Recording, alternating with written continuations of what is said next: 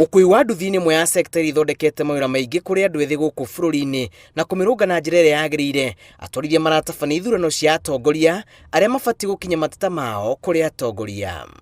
So leo sisi tumehost kama Kaloleni Ward, lakini mkutano ni wa Voi sub county. Na mimi nashukuru nimeweza kuwa na kofia 3 kama kijana wa nyumbani.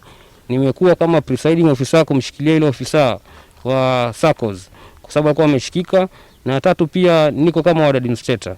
So mimi nashukuru, nimeona wana bodaboda wameanza mwelekeo mzuri na tumeelewana, kwa sababu huku nje wanapewa picha tofauti, lakini ukweli unapoona hao wote ni watu na familia zao, ni watu na majukumu yao, na ni watu na heshima zao. Imetokana na makubaliano na SACCO zenye zimekuwa registered, SACCO 7, tukaamua kutengeneza umbrella ya Voi bodaboda SACCO unit, ambayo leo tulikuwa na zoezi la kuchagua kiongozi na nikafanikiwa kuwa katika kuchaguliwa kuwa chairman.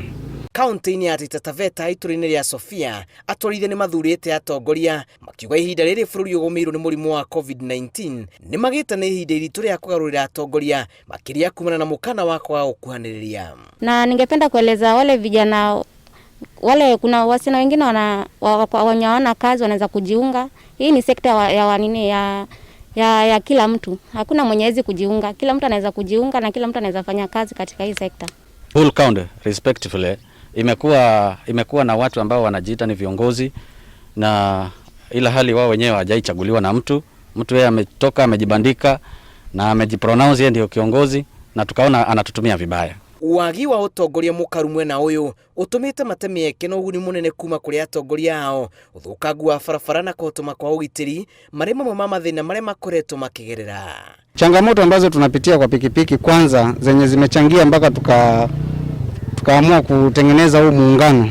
Tumekuwa na uongozi mbaya ambao hauangalii maslahi ya watu wa pikipiki. Ngĩribotera Inooro TV, njĩtagwo Julius Karaithi wa Munene.